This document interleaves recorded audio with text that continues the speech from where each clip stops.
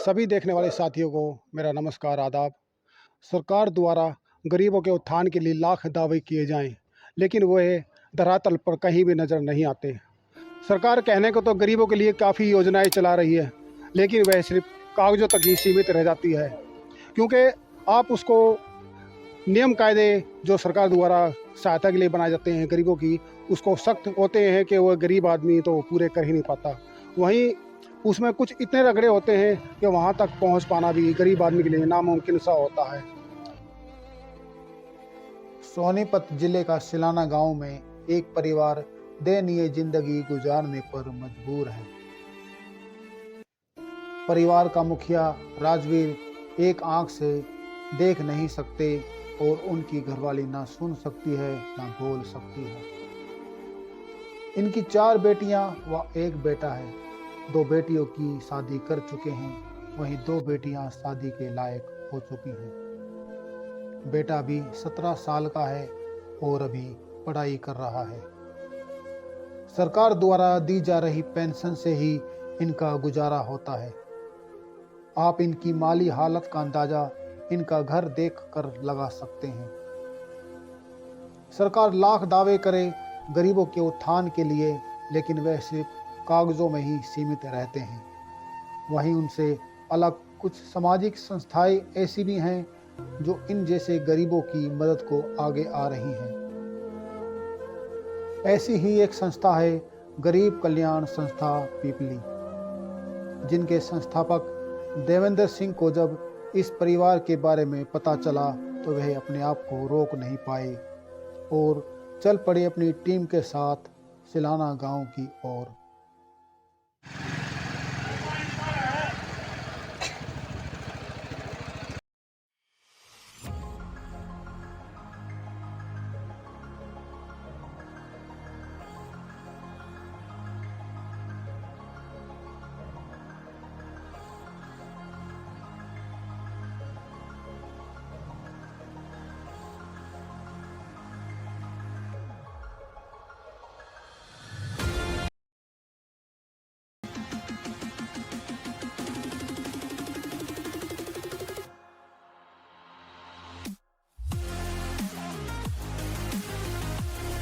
चिड़ी चोंच भर ले गई, चिड़ी चोंच भर ले गई, नदी न घटियो नीर, और दान दिए ना धन घटे, कह गए दास कबीर। तो छोटे छोटे सहयोग से हम एक दूसरे की सहायता कर सकते हैं।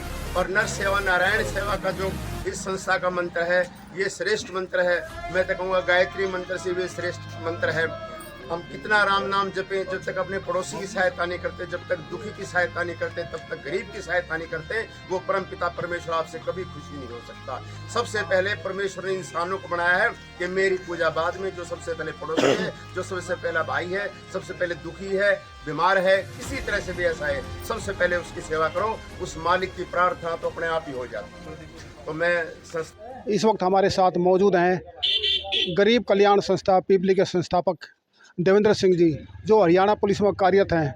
और जैसा कि आप जानते हैं, एक कहावत ही बनी हुई है, पुलिस वाले किसी को देते नहीं लेते हैं। लेकिन इस कहावत को उल्टा कर दिखाया है गरीब कल्याण संस्था के संस्थापक देवेंद्र सिंह जी ने। हम उनसे जानेंगे उनके विचार कि ये संस्था बनाने का विचार उनके मन में कहाँ से आया और उन्होंने किस तरह से इसकी आधारशिला रखी।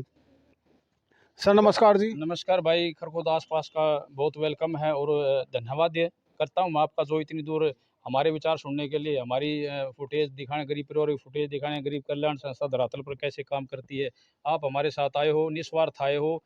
तो भाई सब धन्यवाद तो मैं आपका करता हूँ भाई साहब।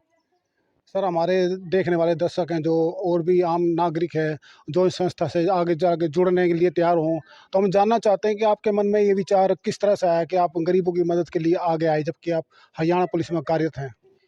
भाई सबसे पहले तो मैं बताना चाहूँगा, गरीब कल्याण संस्था का 2023 जनवरी 2023 में स्वरूप चेंज हुआ है। ये तो भगवान का वरदान मानो। 94 में मैंने 10th की थी। उस समय पर हमने यंग स्पोर्ट्स क्लब के नाम से रजिस्टर्ड संस्था क्लब हुआ करता। उस समय पर हमारे सभी गांव के आसपास के सभी साथियों को पता है कितने काम यंग स्पोर्ट्स क्लब द्वारा करवाए गए थे। उसके कुछ समय बाद 2007 में जब हम नौकरी लगे, और भाई हम धीरे धीरे मतलब सोशल मीडिया को इग्नोर करके हम काम करते रहे। हमारी हमारी टीम काम तभी से कर रही है, लेकिन वो सोशल मीडिया पे नहीं आई थी। लेकिन 2023 जनवरी से सोशल मीडिया का सहारा लिया और आप जैसे साथियों ने हमारे को ऊपर उठा। हमारी जो जो धरातल पर गरीब कल्याण संस्था काम करी थी, जो टीम काम करी थी, आपने उसको दिखा और आज पूरे हरियाणा, पूरे बाहर की 4-5 स्टेटों में भी गरीब कल्याण संस्था ने मतलब मदद करके दिखाई है। ये बहुत बड़ी अचीवमेंट मानता हूँ मैं। गरीब कल्याण संस्था पीपली द्वारा जो सक्का हैं जैसे कार्य किए जाते हैं, उनमें से कौन कौन से कार्य आते हैं सर?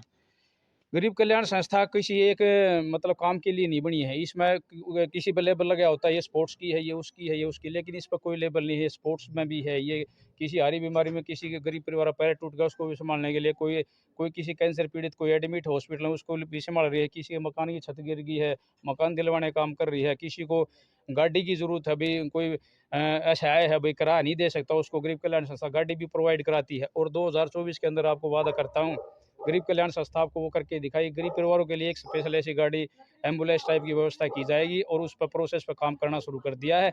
जो गरीब परिवार मुश्किल से गांव में 2-4 मिलते हैं, जिसको ना ये लोग भी ये डरते हैं भी हमारे को शेद देगा, अगर बीमार होगा ना सोचेगा मुंह फेर का चाला कर दे कह दे भाई कहीं हॉस्पिटल में लेकर चला, तेल फूकना पड़ेगा अगर पैसे लगेंगे, तो उन परिवारों के लिए बिल्कुल निःशुल्क सुविधा होगी।